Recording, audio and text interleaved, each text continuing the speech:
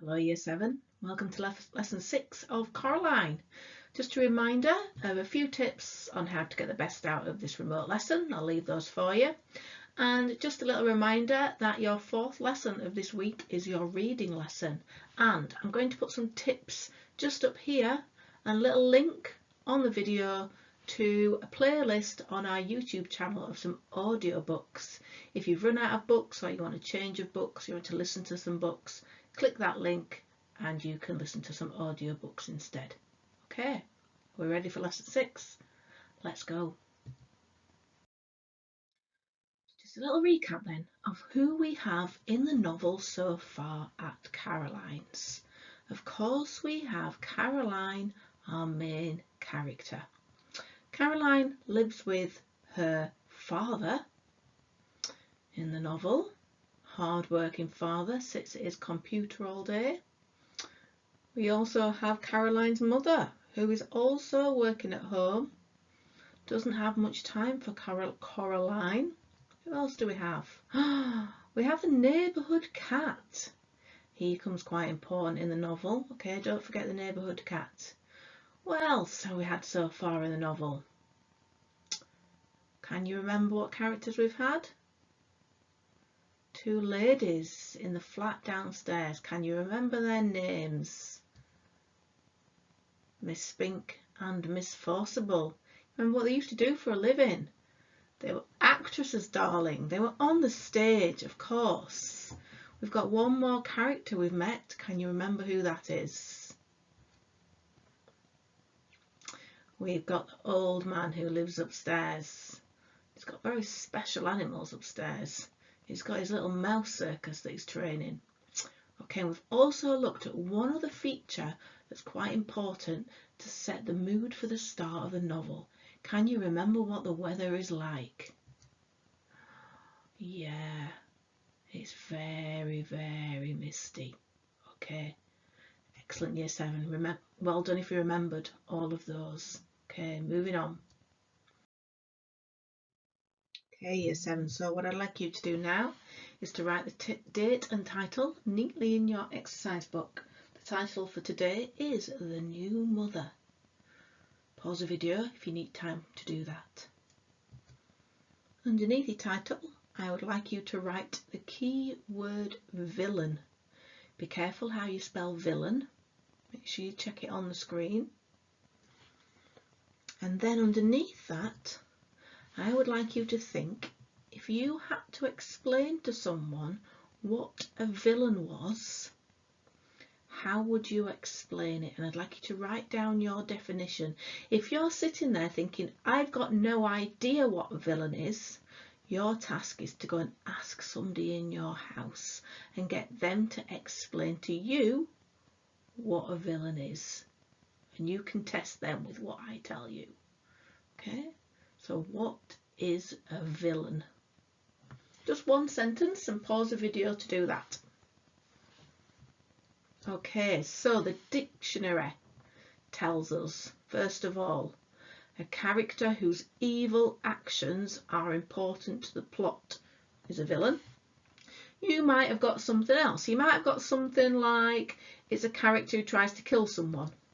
You might have got it's a character who wants to do something bad. Okay, the evil villain is a really important part to us looking at different conventions, different elements to fairy tale stories. Okay, so what we're going to look at is what is it that makes the character an evil villain, and there's very specific things and there's a few different types of them as well. Okay, it's not quite as simple as you might think, and our villain is quite a complex one. Okay, so first of all, make sure you have got written down in your exercise book underneath your date and title the keyword and a definition. It doesn't have to be mine, but it needs to be something similar to the ones that are on the board. Pause the video if you need to do that. Next, we are going to think about what types of fairy tale villains do you know and what makes them a villain. So I don't want you to write anything down for this. I just want you to think about some fairy tale villains you know and what is it that makes them a villain? So, who are the following villains?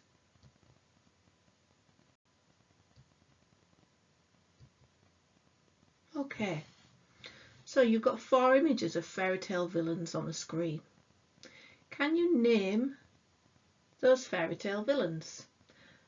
Don't worry too much about one of them, or 2 of them even, the spellings of their names.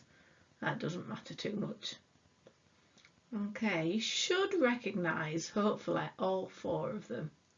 So I want you to write down their names, first of all, in a list. Okay, did you get their names? We have Lord Farquhar from Shrek. Great story. We have the evil queen from Snow White. We have Captain Hook from Peter Pan. Hopefully you saw the hook on his hand there. And then we have Shere Khan from the Jungle Book. Okay, so what I'd like you to think about is, for those 4 fairy tale villains, what is it that makes them evil? Okay, you can do this in a bullet points, you can write a few key words. I don't want you to write an essay. Next to their names, what is it that makes them a villain or makes them evil? Pause the video whilst you do that. Okay, year 7. So what did you get for Lord Farquhar? Hopefully you've all seen Shrek. If you haven't, I highly recommend it. It's fantastic. So, he's after Princess Fiona himself. And he's against everything Shrek he's doing. So he goes out against the hero to destroy the hero. And he wants to steal the princess. How dare he? The evil queen. She wants Snow White dead because she's jealous of her beauty. And she also poses as an old woman. She disguises herself to tempt her into eating a poisoned apple. Very sneaky. Captain Hook.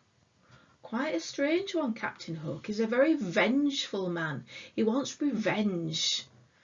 And he's got a hook for a hand. And he hates Peter Pan. He's always trying to catch him and kill Peter. Okay, Shere Khan. Talking animal. And we've mentioned talking animals as well. So some of them can have multiple conventions of fairy tales. He's very greedy and arrogant. He thinks he's better than everybody else. And I think that's the same for Lord Farquhar as well, isn't it? And he vows to murder any humans who enter the jungle. Okay, well done. If you've got anything similar to those, you may even know them better than me if you know the stories of those fairy tales. So pause the video if you need to include any more information next to those fairy tale villains, year 7. Okay, let's move on now to chapter 3 of Coraline, where we meet our fairy tale villain in the story. Chapter 3.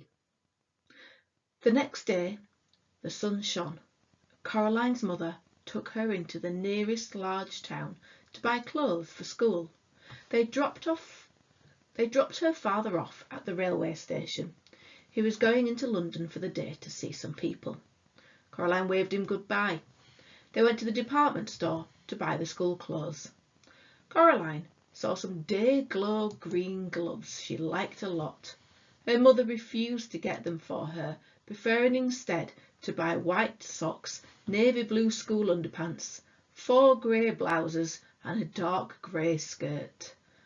But Mum, everybody at school's got grey blouses and everything. Nobody's got green gloves. I could be the only one.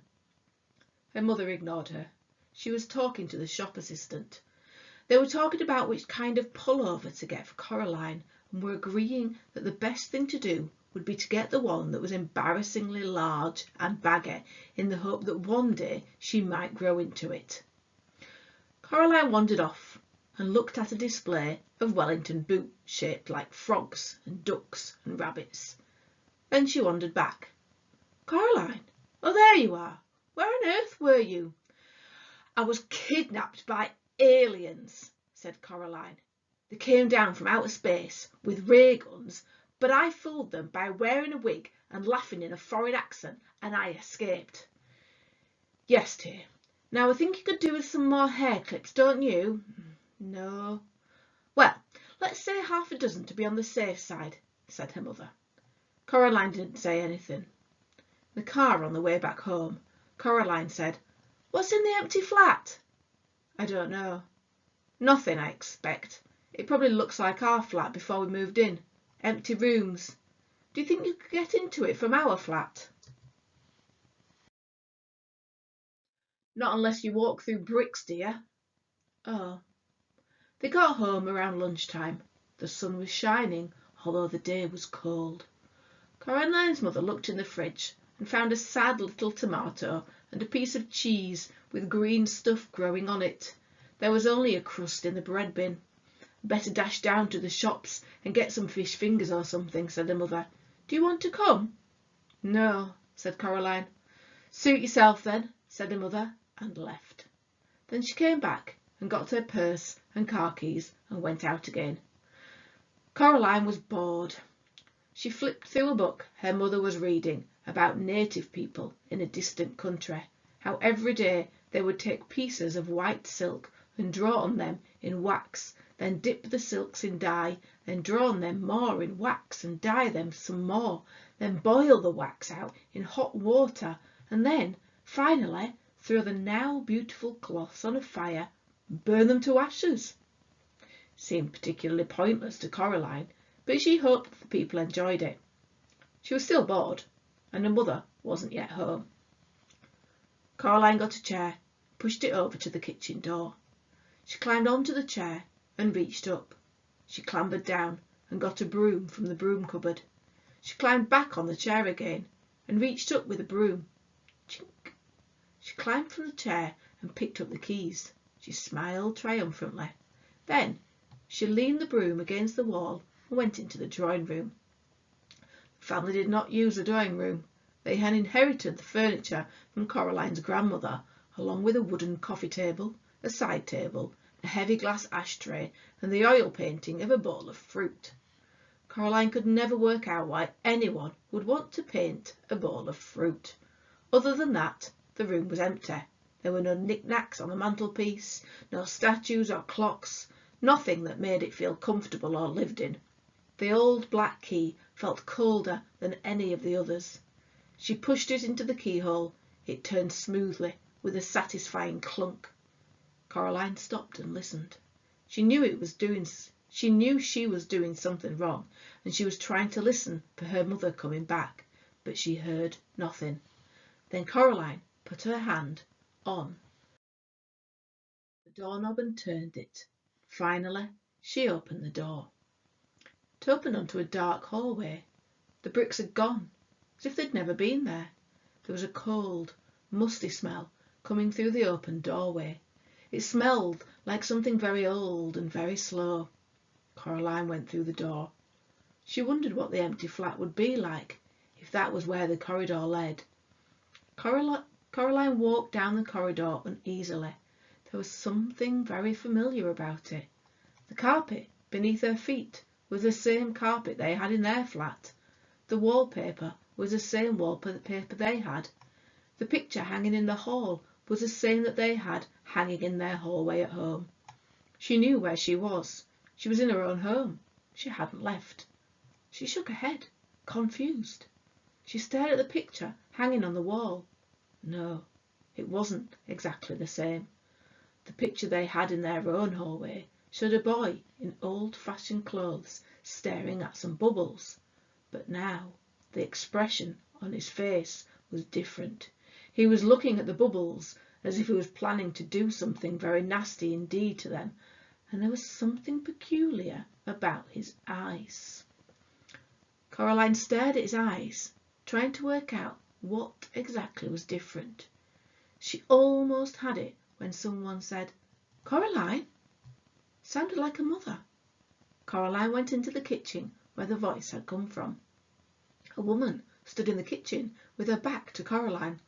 She looked a little like Coraline's mother, only her skin was white as paper, only she was taller and thinner, only her fingers were too long and they never stopped moving, and her dark red fingers were curved and sharp. "Coraline," the woman said, "is that you?" And then she turned round. Her eyes were big black buttons. "Lunchtime, Coraline," said the woman.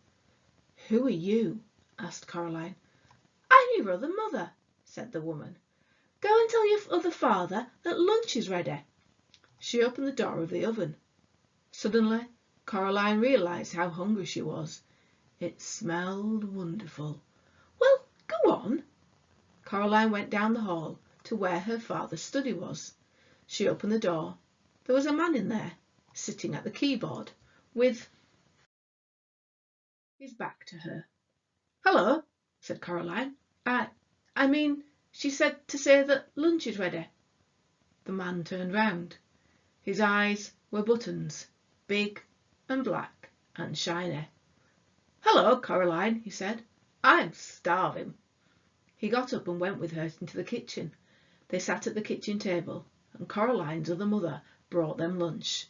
A huge golden brown roasted chicken, fried potatoes, tiny green peas. Coraline shovelled the food into her mouth. It tasted wonderful. "We've been waiting for you for a long time," said Coraline's other father. "For me?" "Yes," said the other mother. "It wasn't the same here without you, but we knew you'd arrive one day, and then we could be a proper family. Would you like some more chicken?" It was the best chicken that Coraline had ever eaten. Her mother sometimes made chicken, but it was always out of packets or frozen, and it was very dry, and it never tasted of anything. When Coraline's father cooked chicken, he bought real chicken, but he did strange things to it, like stewing it in wine, or stuffing it with prunes, or baking it in pastry, and Coraline would always refuse to touch it on principle. So we've met the other mother. Right.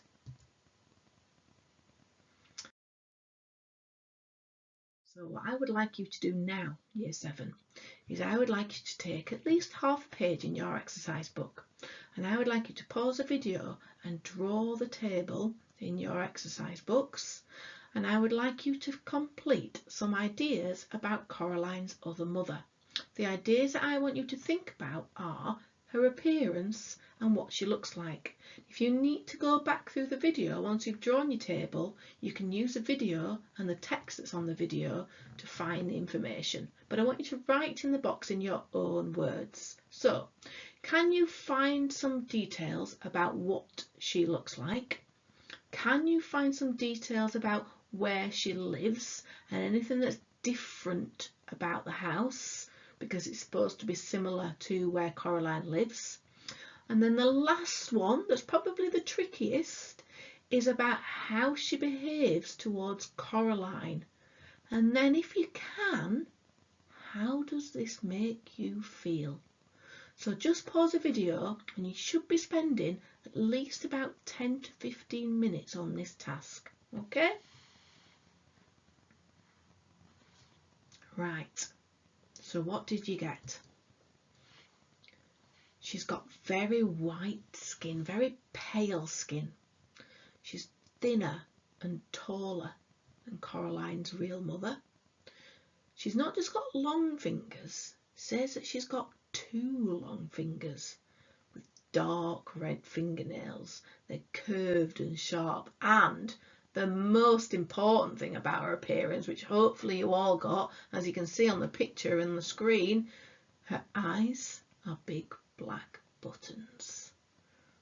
So check what you've got for Coraline's mother in your information, and if you need to add any more detail to your ideas, you can use those ideas in the box, because you will need this later on when we compare her to Coraline's real mother. Okay, where she lives. Just as she's going through the corridor, you might not have spotted it. but it mentions a smell coming down the corridor from the house, something musty, and musty's that kind of old, damp smell, something very old, and it also describes it as something very slow. That's a bit strange. How can something smell slow? The house is very similar, the same carpet, same furniture, but it tells us about the picture. Did you remember the picture bit? There's a picture of the boy looking at some bubbles, but instead it says he's got an evil look, like he wants to do something terrible to the bubbles. Okay, so pause the video if you need to add any more detail about where she lives. Okay, and then her behaviour. She cooks wonderful food, unlike Coraline's real parents. They sit down and eat together around the table, and she wants them to be a proper family. And I asked you to think about, how does this make you feel? And I've put that I think that makes me feel confused, because she's described as being quite evil, but she behaves as being quite nice. So it makes me feel confused. So just pause the video, Year 7. Check what you've got. It's okay if you've got some different things, but as long as they're similar to what we've got on here, and then add any details to yours. Well done on your hard work there. Well done on all your hard work today, Year 7. Okay, we'll continue looking at the villainous other mother next lesson and comparing her to Coraline's real mother. Don't forget about your reading next lesson, and don't forget about uploading evidence of your work from this week onto your assignment on Teams. Have a lovely weekend, and we'll see you next week. Over and out.